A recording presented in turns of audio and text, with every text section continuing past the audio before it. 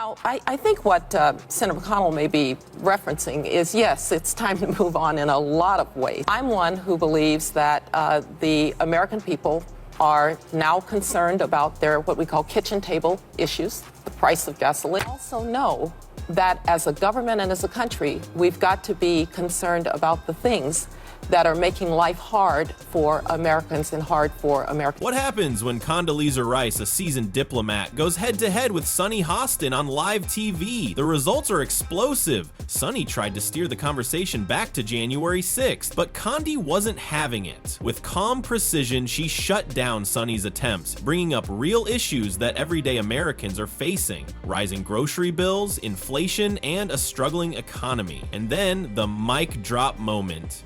Condoleezza Rice called out the divisive race narratives hurting kids today. How did Sunny react? You won't believe her response. Stay tuned for the moment that left everyone at The View speechless.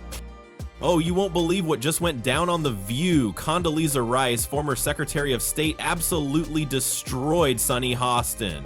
On live TV, no less. And let me tell you, Sunny was left shook and totally speechless by the end of it. It was like Condi came in with the ultimate diplomatic finesse, totally outclassing what Sunny was ready for. Now, we all know The View can get a little heated, right? But this was a whole new level. Sunny kept trying to interrupt, but Condoleezza? She wasn't having it. Every time Sunny tried to steer the conversation, Condi just shut her down with that cool, composed, but totally mic drop energy.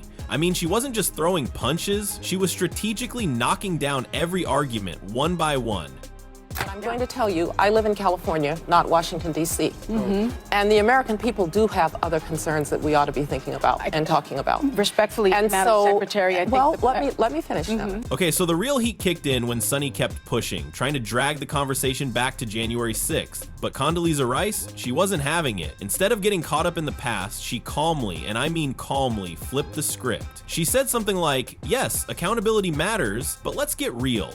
The average American isn't sitting at their kitchen table stressing over the Capitol. They're worried about their grocery bills, insane gas prices, and the economy falling apart. And you know what? Condi was spot on. People are dealing with real-life struggles day to day. Stuff that hits closer to home than political drama. Condoleezza wasn't just playing defense, she was flipping the narrative and forcing everyone to remember the bigger picture. Now, I think what Senator McConnell may be referencing is, yes, it's time to move on in a lot of ways. I'm one who believes that the American people are now concerned about their what we call kitchen table issues, the price of gasoline. So Sunny, getting clearly frustrated, decides to go for another round, this time trying to bring up democracy being at risk, hoping to trap Condi in some kind of contradiction. But Condoleezza, she was as unbothered as a Sunday afternoon. She hit back with something powerful, basically saying, look, preserving democracy isn't about just looking back at the past. It's about dealing with what's happening right now. And let's be real. What's happening right now is Americans struggling with inflation, schools falling apart, and a political system that's too busy playing games to actually fix problems. I mean, wow, she was just calling it out. Condi was like, let's not get distracted with yesterday's drama. Let's focus on today's issues. Talk about serving the cold, hard truth. We ought to move on to the next generation, move ahead and deal with the American people's issues. It's really politically expedient for Mitch McConnell to say, let's move on, let's move on. Problem is that past will... At this point, you could literally see Sunny getting frustrated. She wasn't getting that viral soundbite she was hoping for, and you could tell she was starting to lose her cool. Meanwhile, Condi was just chilling, totally composed. She wasn't dismissing history, but she made it clear she wasn't gonna let it be used as a distraction. The more Condoleezza calmly laid out her points, the more it became obvious that Sunny was totally losing control of the conversation. Like she was spinning in circles while Condi was out here dropping truth bombs with the calmest demeanor. It was almost like watching a game of chess where Condi was 10 steps ahead and Sunny was still trying to figure out where the board was. Also know that as a government and as a country, we've got to be concerned about the things that are making life hard for Americans and hard for Americans. The tension in the air was real. You could almost feel it through the screen. Condi was just effortlessly shutting down every attempt Sunny made to twist the conversation. She laid out a super clear and compelling argument about parental involvement in education, and it was honestly a mic drop moment. Condi made it crystal clear that parents should have a say in what their kids are learning, especially when it comes to basic values like personal responsibility and respect for others. But of course, Sunny wasn't having it. She tried to throw in the usual criticisms, claiming that Condi's approach was too simplistic and ignored all the complexities of today's education system. But Condi wasn't fazed, she just kept it moving, while Sunny, on the other hand, was clearly trying to catch her in some kind of contradiction. Classic.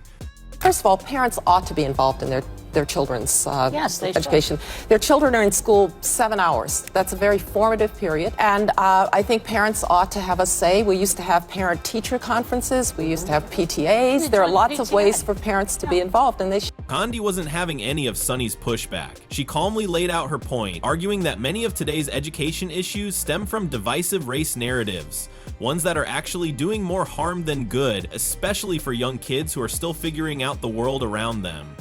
Then, she hit him with the real bombshell. Condi flatly stated that she wants black children to feel empowered and proud of their identity. But here's the kicker. She doesn't need to make white kids feel guilty for being white in order to do that.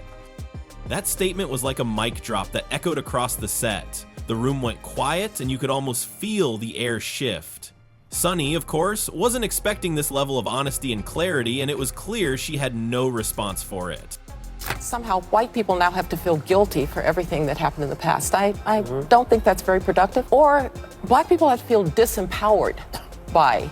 You could almost feel the tension in the air when Condi dropped that truth bomb. Sunny's expression shifted instantly, her confidence slipping as she squirmed in her chair. It was like Condi had hit the pause button on the entire room.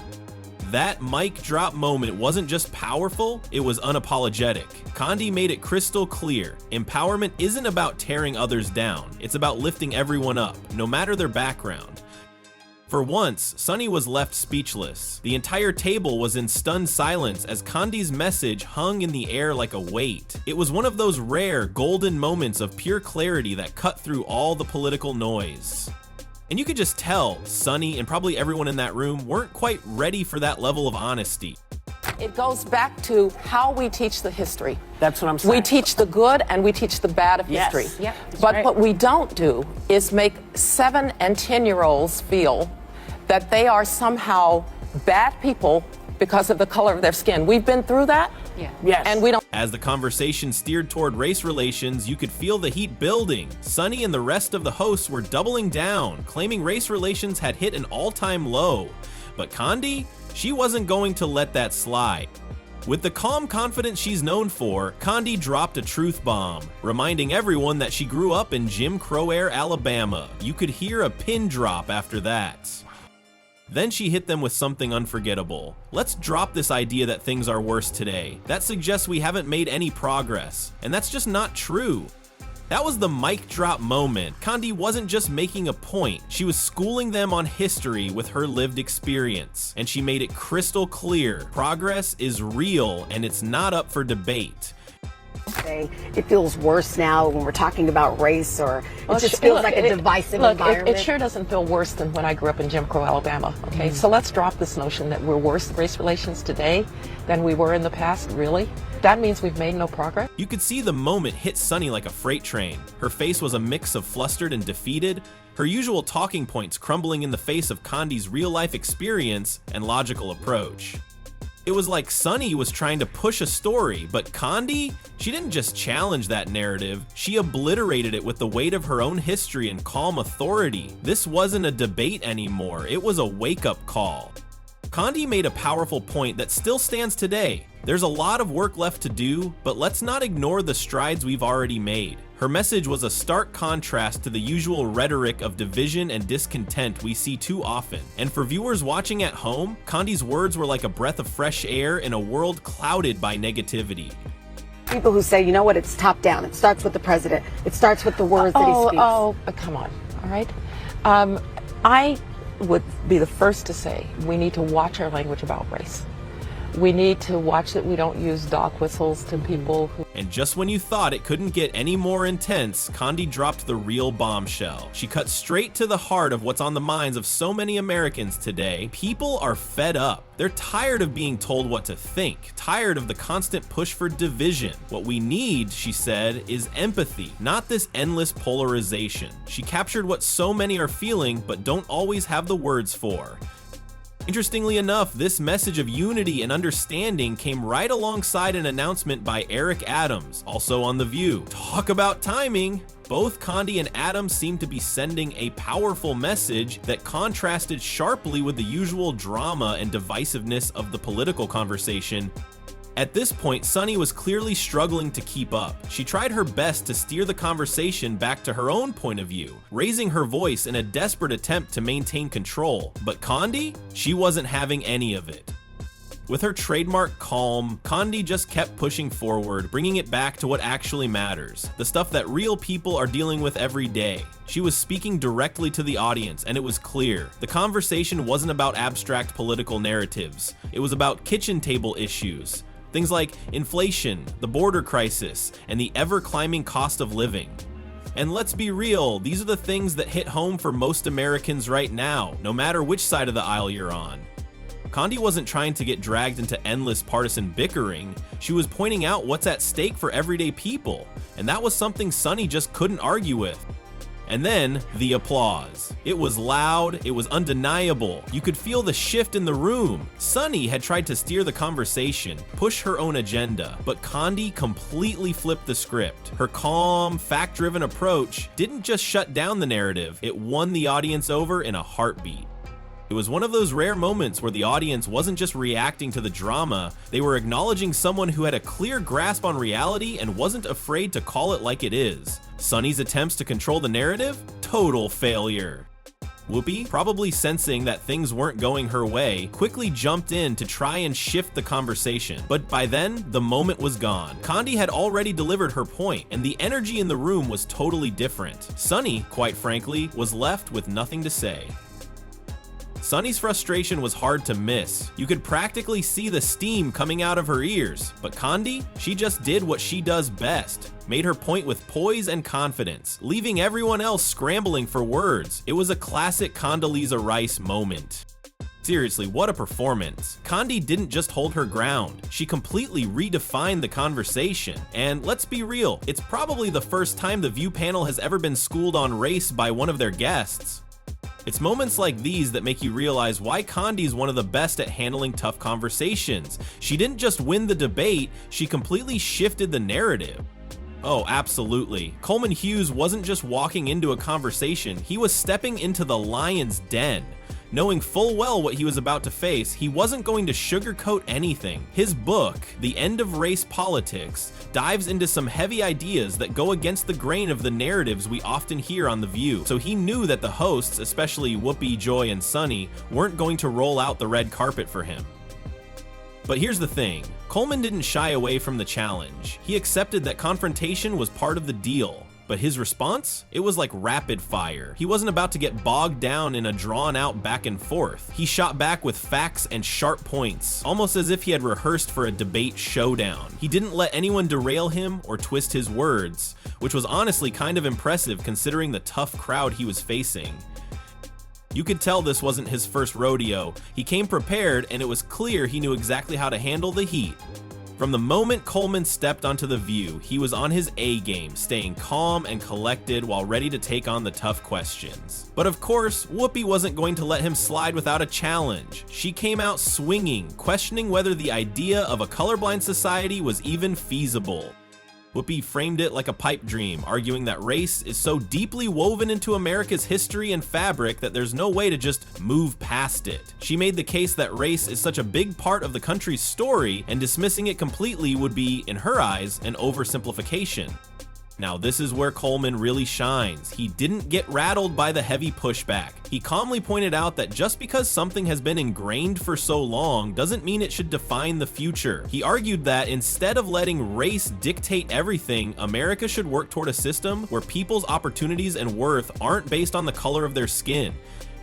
Coleman stood his ground without missing a beat. He explained that being colorblind doesn't mean ignoring race altogether. It means not letting it be the lens through which we make every decision. He argued that, in an ideal world, people's value and opportunities wouldn't be determined by the color of their skin. It's about looking at the individual, not the stereotype. He also pointed out the huge strides America has made in race relations. Things are far from perfect, but progress is undeniable. But then, just as he was about to finish laying out his point, bam, here comes Joy Behar with the interruption. She hit him with the classic response. If you're colorblind, you're basically ignoring systemic racism, right? And then she asked, with a little extra bite in her voice, how you could possibly explain the inequalities that are still so prevalent today. You could practically feel the skepticism radiating from her as she posed the question, clearly setting up a challenge for Coleman to defend his stance. Coleman wasn't backing down. He calmly laid out his argument, explaining that acknowledging historical inequality is important, but we shouldn't let it define how we approach every problem today. He made it clear that inequalities exist, sure, but constantly framing every solution through the lens of race only holds us back. He brought up some solid examples, policies like school choice, economic empowerment, and the importance of strong family structures. These were things that, according to Coleman, had worked to uplift communities without getting bogged down in racial preferences or division. But before he could even finish, there was no surprise. Bam! Enter Sunny Hostin. She immediately pounced, eager to tear down his point. You could practically see the fire in her eyes as she launched into an attack, ready to dismiss his ideas in favor of her own narrative. It was clear she wasn't about to let Coleman leave without making a statement. Sunny, as usual, came in swinging, ready with a few gotcha quotes that she thought would trip Coleman up. She was clearly expecting him to stumble, but instead he stayed completely composed. Instead of getting flustered, Coleman calmly referenced the sections that followed the quotes she'd cherry-picked, effectively dismantling her argument right there in real time. You could tell Sunny wasn't expecting that kind of intellectual firepower.